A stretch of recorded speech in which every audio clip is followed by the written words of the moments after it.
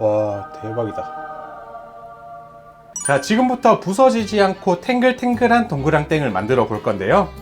자, 첫 번째로 돼지고기 다짐육 600g을 준비해 주세요. 이 돼지고기로만 동그랑땡을 만들면 식감이 탱탱하고 고소한 맛이 나고요. 여기서 소고기를 섞어서 사용하면 조금 더 포슬포슬하고 강한 육향이 납니다. 취향에 따라서 반반 섞어서 사용하셔도 되고요. 저는 탱글탱글한 식감을 살리기 위해서 이 돼지고기만 사용할게요.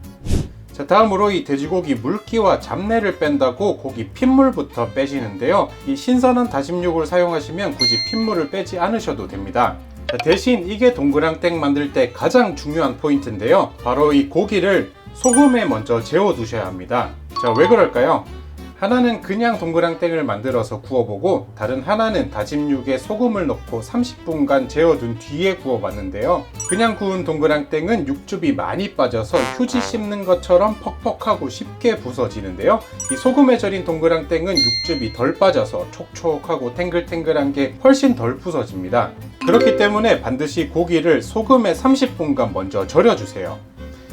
자, 이제 돼지고기에 소금 반 숟가락, 그리고 소금만 넣으면 감칠맛이 좀 부족하니까 요 설탕 반 숟가락, 다음으로 진간장 한 숟가락, 그리고 후추 넉넉하게 넣어 주시고요. 잘 섞어 주세요. 자, 그리고 이 고기를 밖에 꺼내 두면 이 고기가 따뜻해지면서 찐득찐득해지거든요. 그렇기 때문에 꼭 냉장고에 넣어 주시고 30분간 재워 주세요. 자, 다음으로 채소 손질할게요. 이 채소는 너무 많이 넣으면 물이 많이 생겨서 갈라지고 또 구울 때 기름이 튀니까 고기 3대 채소 1비율로 맞춰주세요. 자, 먼저 당근 100g 잘게 다져주시고요. 자, 다음으로 양파 반 개도 잘게 다져주세요. 자, 다음으로 대파 흰대 3분의 1개도 잘게 다져주시고요. 자, 다음으로 느끼함을 잡아줄 청양고추 1개도 잘게 다져주세요. 다음으로 두부 100g도 으깨서 물기를 꽉 짜주세요. 자, 여기서 나는 부드러운 동그랑땡을 만들고 싶다 하시면 두부 200g을 준비해 주시면 됩니다. 자, 이제 30분이 지났으면 요 재워둔 고기 꺼내 주시고요. 자, 이제 여기에 다진 마늘 한 숟가락, 참기름 한 숟가락, 깨 한 숟가락, 그리고 썰어둔 채소랑 두부 넣어 주시고요. 자, 여기서 포인트입니다. 자, 여기에 감자 전분을 넣어주세요.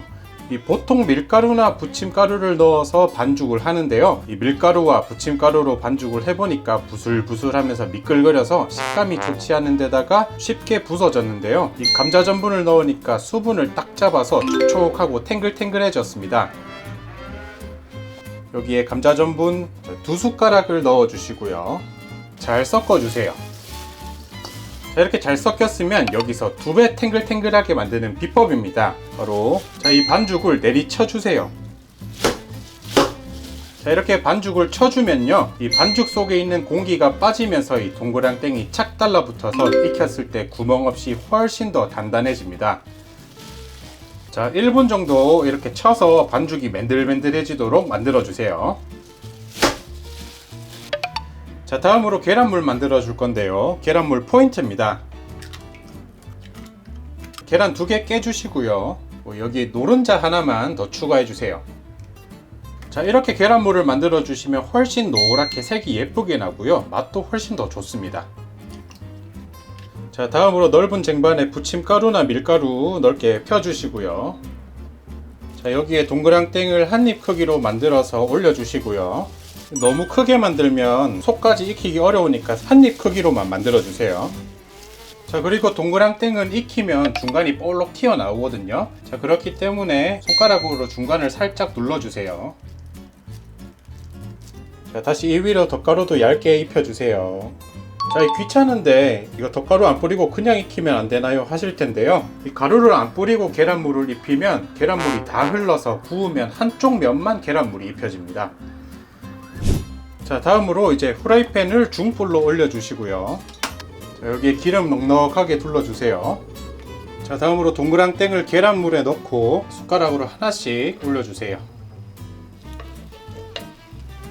자, 여기서 주의사항은 동그랑땡을 중불 이상으로 익히면 속까지 잘 안 익고 또 계란이 까맣게 색이 나서 별로 안 예쁩니다. 그렇기 때문에 중불에서 중약불로 뭉근히 구워주세요. 자, 이 동그랑땡을 보관하실 때 정말 주의하셔야 될 게 있는데요. 이 다진 고기는 정말 쉽게 상하거든요. 그렇기 때문에 이 반죽 채로 보관하시지 마시고 한번 익히신 다음에 냉장고에 보관하시거나 조금 오래 보관해야 되면 한 김 식힌 뒤에 냉동 보관하시는 걸 추천드리겠습니다. 자, 오늘도 시청해 주셔서 감사합니다. 다음에 또 유익한 영상으로 찾아뵙도록 하겠습니다.